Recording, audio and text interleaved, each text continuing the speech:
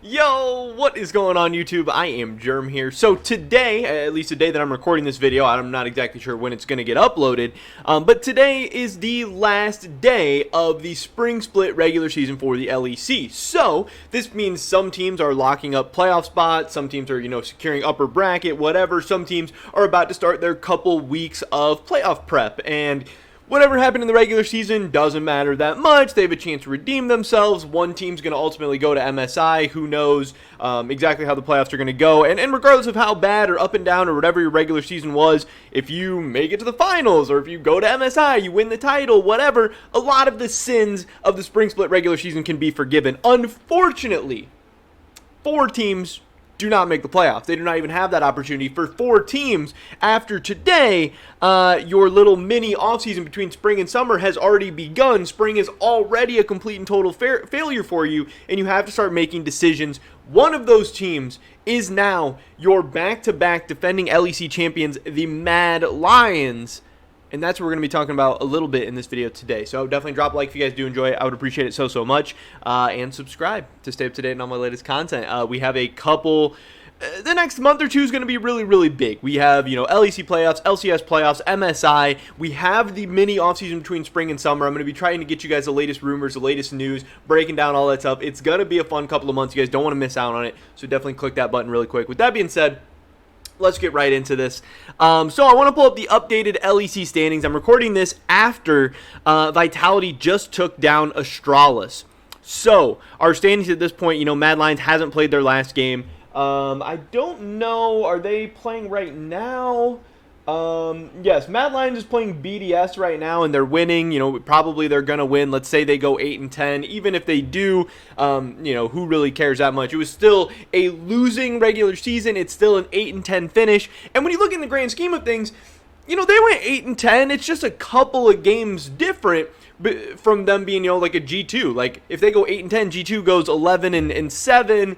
Yeah, it was only 3 games different, and 3 games in best of 1 really, isn't that big of a sample size. You could have won a couple more games, things could have broke your way, whatever, but still not making playoffs, not even getting the opportunity to defend your LEC championships, not even having the opportunity to maybe go, to MSI or anything like that is an absolute disaster for Mad Lions. Now, yes, we obviously knew there was going to be some big changes coming into this season, and I'm sure the organization had to know that as well. They're not idiots, they're not stupid, but losing 2 of your best players and 2 of the better players in the entire LEC, at least from last season coming into this season, in Humanoid and Karzi, was going to be very tough to replace. Now, obviously, Mad Lions felt comfortable with where they're at and where they're at headed into the future, because they still had 2 of the other best players in the league, in my opinion, in Elyoya and Kaiser. And, there was people, and there's still people to this day, that think of the Kaiser-Karzi bot lane, that Kaiser was a much more important piece, and that maybe he carried Karzi a little bit.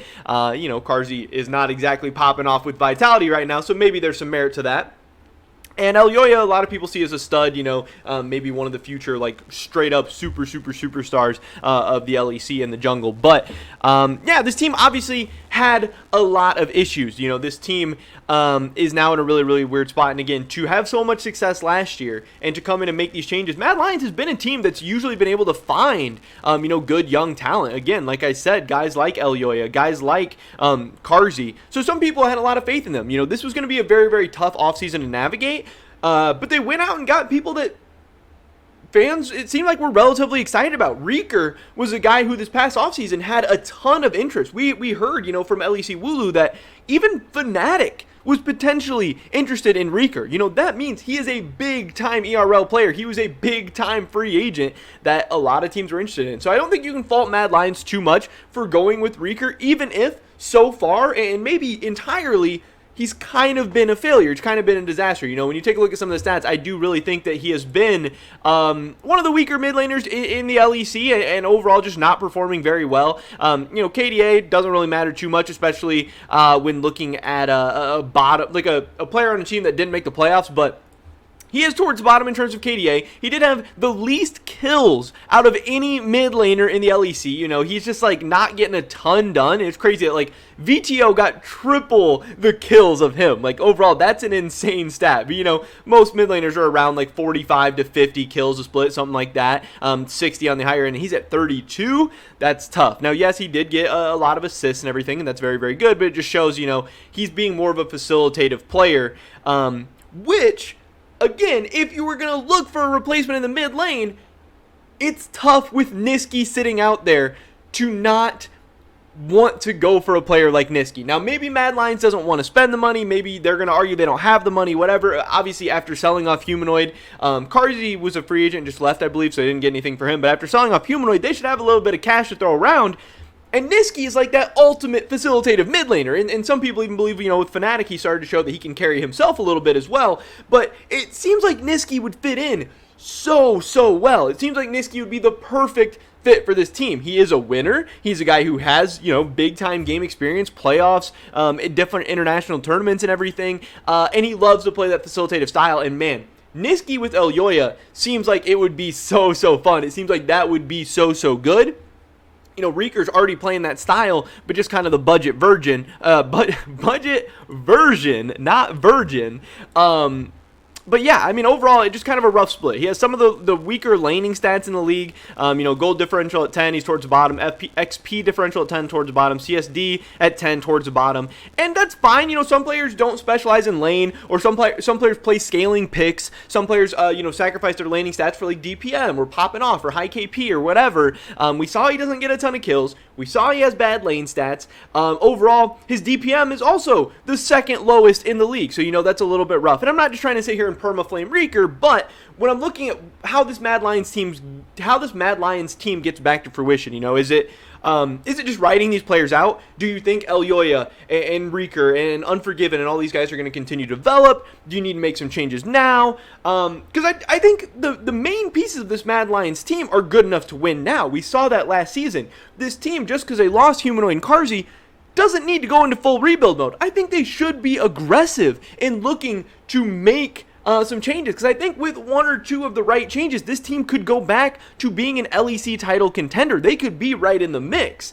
You know, the LEC isn't insanely like top heavy stacked right now. Like, you know, Fnatic is a pretty good team. G2's solid. Rogue is like pretty good, but I don't think any of these teams are unbeatable. I think if Mad Lions goes out and makes one or two changes, they can be right back there, because they do still have a ton of talent. They have a ton of pieces. And like, if you want to build towards the future fully, then like, why not go into a full rebuild? Why even hang on to like Elyoya and Kaiser? I feel like you're kind of wasting the primes of these players and wasting a peak moment in their careers when you could go out and make a change like that. So I think Niski for this team makes a ton of sense, and I do think, you know, potentially we'll make some rebuilding videos and all that stuff. But also, I think you have to look at the other solo laner for this team as well in Armut. This is a guy who I was not very high on last year. I know some people really love him. He plays a fun style. He has some crazy picks like the Wukong and everything. But he played on a very good Mad Lions team last year. And I personally thought, and I argued with this with a lot of people, that Mad Lions was such a good team that it covered up a lot of the weaknesses of Armut. And now that he doesn't have that insanely stacked team all around him, you know, he doesn't have Humanoid, and Mad Lions isn't the best team in the LEC anymore. I think we're starting to see a lot of the other weaknesses of Armut, and he's not getting, you know, to shine as much. And he's not in exactly the best situation. I think he was overall a little bit overrated last year. This happens with teams all the time, where when a team's playing well, fans and analysts and everyone wants to act like every player on that team is cracked because the team's looking good. And it's like, no, it's a team game, and having a good team can make each of your individual players look better. Like, yes, individual players can overall make the team better, but a good team can make individual players look better as well. I mean, I'm thinking, like, look back to Adam with Fnatic last year and then Adam on BDS this year. It's the same player, but he looks much worse on BDS than he does on Fnatic, and who knows what the real thing is. I think a very similar thing is happening with Armut right now.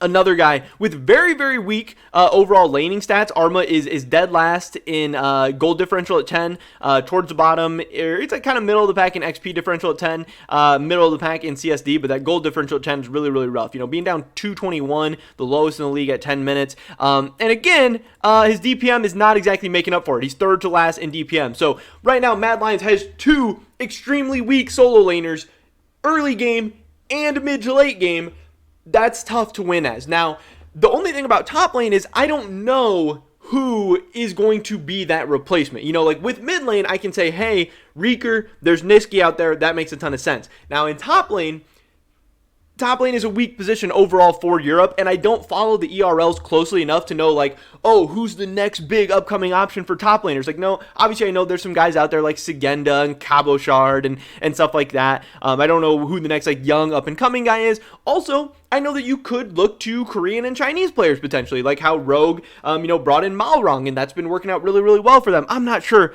but if I was Mad Lions in between spring and summer, I would not be running back the same lineup. I would be trying to aggressively build around my very, very good players. And I think Unforgiven overall, he was up and down. He had some moments here and there. I think Unforgiven is fine. I think he was good. I think overall he's a good find and a good pickup.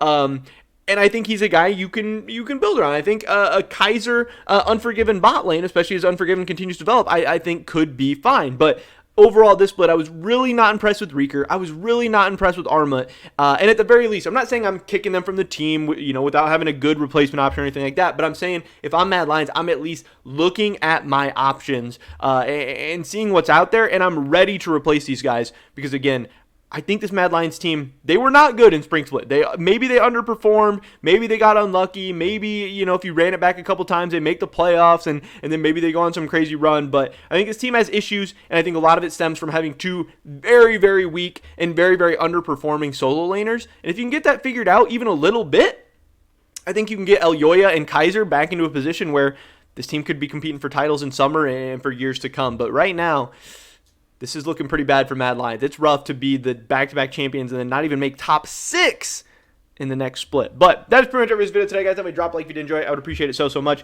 Like I said, we'll probably do some rebuilding videos and stuff like that going into the future because we have a 2-week break before the LEC playoff starts. Feels kind of bad, but I think that'll be fun. Leave a comment down below. Let me know what you think Mad Lions should do. Should they make some changes? Should they not? I don't know. I'd love to hear your guys' thoughts and opinions. Subscribe, stay up to date on all my latest content. Hopefully catch you guys in the next one. But until then, peace.